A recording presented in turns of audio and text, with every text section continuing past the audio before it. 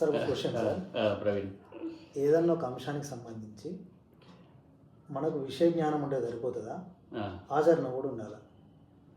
Okay, అంటే విషయ జ్ఞానం అంటే సబ్జెక్ట్ నాలెడ్జ్ అంటాం కదా మనం జనరల్గా. సబ్జెక్ట్ నాలెడ్జ్ ఇప్పుడు ఉదాహరణకు మనకు స్విమ్మింగ్ గురించి ఒక మాన్యువల్ తెచ్చి చదువుకున్నాం. స్విమ్మింగ్ ఎలా చేయాలి, ఒక అది ఏంటి బెలూన్ కట్టుకోవాలి, నీళ్ళల్లోకి దిగాలి, తలకు ఒకటి టోపీ పెట్టుకోవాలి అని ఉంటుంది. ఓకే, అదంతా చదివినాం. మనం చేతులు కిందికి అనుకోవాలి, ఇట్లా నీళ్ళను వెనక్కి తోయాలి అని ఉంటుంది. మరి అది చదివి ఏకంగా మనకు స్విమ్మింగ్ వచ్చింది అని అంటే అది ఎట్లుంటుంది? మనం ఒకసారిగా పోయి దాంట్లో వెళ్తే అంటే ఏదైనా సరే ప్రత్యక్ష అనుభవంలోకి వస్తే కానీ తెలియని విషయాలు అనేకం ఉంటాయి. ప్రతిదీ టెక్స్ట్లో చెప్పడానికి సాధ్యం కాదు. ఓకే సార్ కదా. ఇప్పుడు ఉదాహరణకు మనం నిప్పు కాలుతుంది అని అంటాము. ఆ కాలడం అనే దాని యొక్క పెయిన్ ఎట్లా ఉంటుంది అనేది అనుభవించిన వానికే తెలుసు, ముట్టుకుంటేనే తెలుస్తుంది. బుక్లో రాయరాదు కదా సార్. నిప్పు కాలుతుంది అంటాడు. కాలుతుంది అనేది ఒక టెక్స్ట్ మాత్రమే. అది కాలుడం యొక్క స్వభావము, దాని ఇంటెన్సిటీ, దాని ఆ పెయిన్, ఇదంతా ఎప్పుడు తెలుస్తుంది దానిలో. అయితే నువ్వు అన్నట్టు అంటే ఏంటి, ఉదాహరణకు విషయ జ్ఞానం ఎట్లాంటిది? మనం ఇప్పుడు నేను ఒక వీడియో చేస్తున్నా, మనం ఒక వీడియో చేస్తున్నాం, ఎవరో వింటారు, వీళ్ళు ఇట్లా చెప్పేది బాగుంది అది ఇది అనుకుంటారు.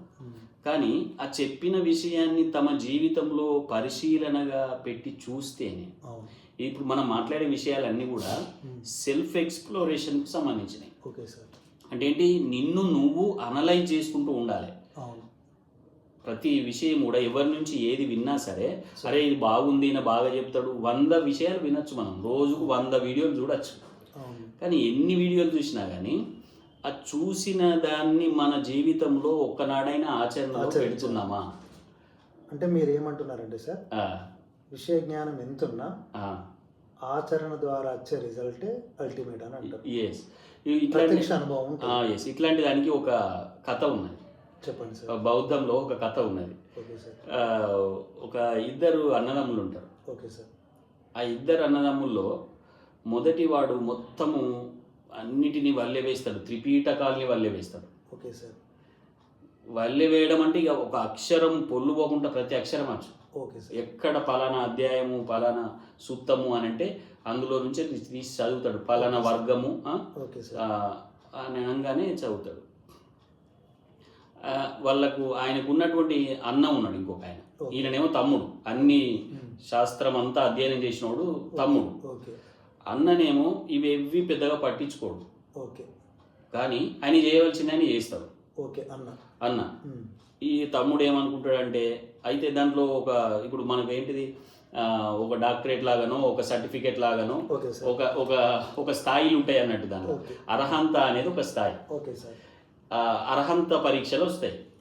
ఆ అర్హంత పరీక్షలు వచ్చినప్పుడు ఇక అందరూ అసలు తెల్లారితే పొద్దుకితే అన్ని చదువుతున్నాడు కదా, ఈ పలానా చిన్నోనికే వస్తుంది ఆ అర్హంత స్థాయి, ఈయనకే దక్కుతుంది అని అనుకున్నారు. ఆ తేదీ ఏదో వచ్చింది, ఆ చిన్నవాడి వైపే అందరూ కూడా బలపరుస్తున్నారు, అందరూ బలపరుస్తున్నారు. సబ్జెక్ట్ నాలెడ్జ్ ఈయనకు మించినోడు ఎవడు పిహెచ్డి ఉన్నది, అన్ని చదివిండు అని అనుకున్నారు. అట్లనే పెద్దోడికి కూడా ఆ పోటీలో పాల్గొంటున్నాడు. అయితే ఈ పోటీకి వాళ్ళు ఉంటారు కదా, జడ్జిలు, నిష్ణాతులు ఉంటారు కదా, అప్పటికే అర్హంత పదవి దక్కినటువంటి వాళ్ళు, ఉన్నత స్థాయిలో ఉన్న వాళ్ళు వస్తారన్నమాట. అయితే అయితే ఇందులో వీళ్ళిద్దరి స్వభావం తెలిసినటువంటి ఒక ఆయన, వీళ్ళిద్దరికి దగ్గర అతను ఉన్నాడు. ఆయన ఈ చిన్నోడిని కొంతమంది బలపరుస్తే, చాలా మంది బలపరిస్తే, ఈ పెద్దోడిని మాత్రం ఆయన ఒక్కడు బలపరిచిండు. అర్హంత పదవి పొందడానికి ఇతడే సరి అయిన వాడు అన్నాడు. అట్లనే ఆ విషయాన్ని బుద్ధునికి కూడా చెప్పిండట. వీలైతే మీరు వస్తే బాగుంటుంది, ఇక్కడ ఎవరికి అన్యాయం జరగద్దు కదా అని అన్నట్టుగా ఏదో అన్నాడు. అనగానే సరే చూద్దాం అని బుద్ధుడు కూడా వచ్చిండట. బుద్ధుడే స్వయంగా వచ్చింది. సాధారణంగా రాడు. కానీ ఆ సమయంలో వచ్చింది. ఇది కొద్దిగా సిచ్యువేషన్ వేరే అదే ఒక వైపు పుస్తకమైన నాలెడ్జ్ ఉంది, ఇంకో వైపు ఏమో ఆచరణ ఎక్స్పీరియన్స్.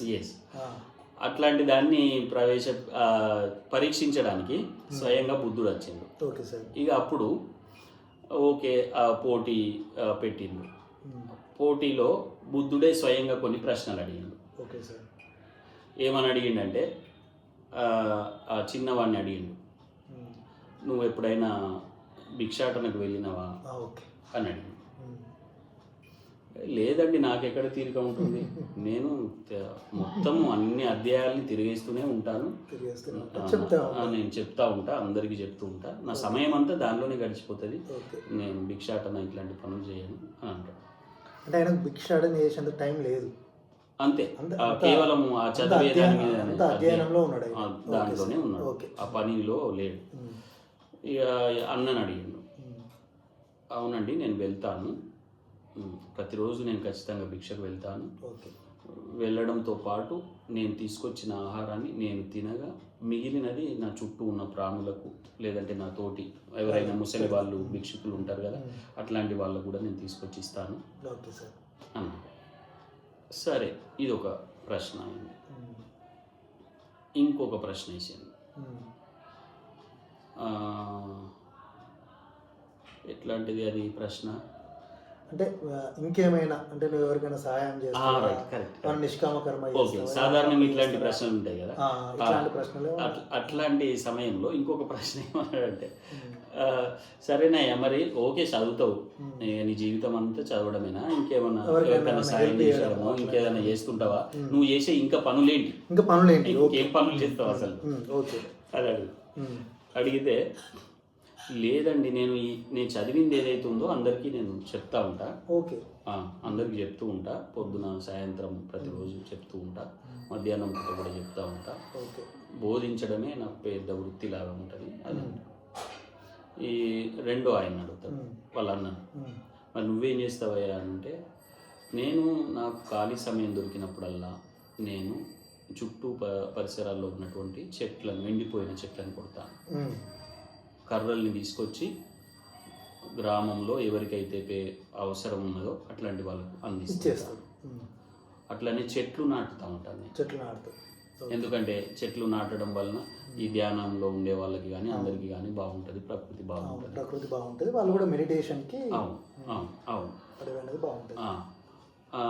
ఇట్లాంటి పనులు అంటే సాయం చేయడము, ఖాళీ సమయాన్ని ఒకవైపు భిక్షాటన చేయడము, దాన్ని తీసుకొచ్చి ఇవ్వడము, ఇట్లాంటి పనులు నేను చేస్తూ ఉంటాను అన్నాడు. ఇట్లా అనేసరికి బుద్ధునికి అప్పుడు ఇందులో అసలైన అర్హంతుడు ఎవరో తెలిసిపోయింది.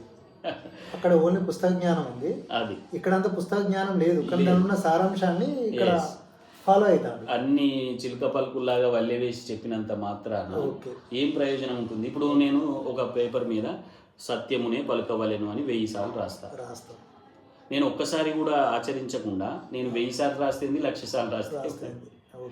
కాబట్టి విషయ జ్ఞానము అయితే అక్కడ ఇప్పుడు వాళ్ళిద్దరిలో అర్హంతునిగా అతన్నే ప్రకటించాడు, అన్ననే ప్రకటించాడు.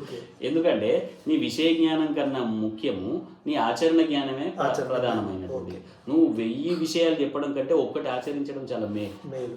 సో ఆ క్రైటీరియాలో అన్నను అర్హంతునిగా ప్రకటించాడు. సో ఇప్పుడు ఓవరాల్గా మీరు ఏమంటారు సార్? అంటే నేను అడిగిన క్వశ్చన్ ఏంటంటే, విషయ పరిజ్ఞానము ఉండే సరిపోతుందా, ఆచరణ కూడా ఉండాలా అంటే, మీరు ఓవరాల్గా ఇచ్చిన ఆన్సర్ ఏంటంటే విషయ పరిజ్ఞానం ఎంత ఉన్నప్పటికీ దాన్ని ఖచ్చితంగా ఆచరించాలి.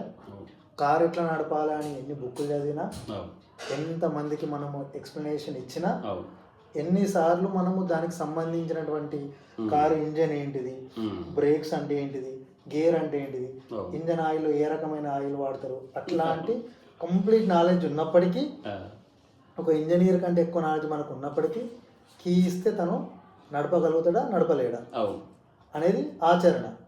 అంటే ప్రాక్టికల్గా అతనికి ఆ ఎక్స్పీరియన్స్ ఉంటేనే నడపగలుగుతాడు, అంటే నడపలేడు. సో విషయ జ్ఞానము ఉండడం ముఖ్యమే, దాంతోపాటు ఆచరణ ఉంటేనే సంపూర్ణమవుతుంది అనేది ఓవరాల్ గా మీరు ఇచ్చిన కంక్లూజన్. విషయ జ్ఞానము అనేది ఎట్లాంటిది అంటే అదొక టెక్నికల్ నాలెడ్జ్. అంటే అది ఆ విషయాన్ని నువ్వు నేర్చుకోవడం కోసం నువ్వు ప్రాథమికంగా దాన్ని ఆశ్రయించడంలో తప్పులేదు. కానీ ఎంతసేపు నువ్వు చదువుకుంటూనే కూర్చుంటే దానివల్ల ప్రయోజనం ఏముంటుంది? ఇప్పుడు మనం అనుకున్నట్టుగా ఏదో ఒకటి నేను ఇప్పుడు సాధారణంగా మనం చూస్తూ ఉంటాం, అన్నేంటి చెరవనంగా నేను మంచోడిని అని అనుకుంటే ఏ ప్రయోజనము? నువ్వు మంచివాడివి అని ఎదుటి వాళ్ళు అనగలగాలి, లేదంటే నువ్వు చేసే పనుల ద్వారా అది బయటపడుతుంది. మంచివాడిని అని మెడలో బోర్డు వేసుకుంటే కాదు కదా.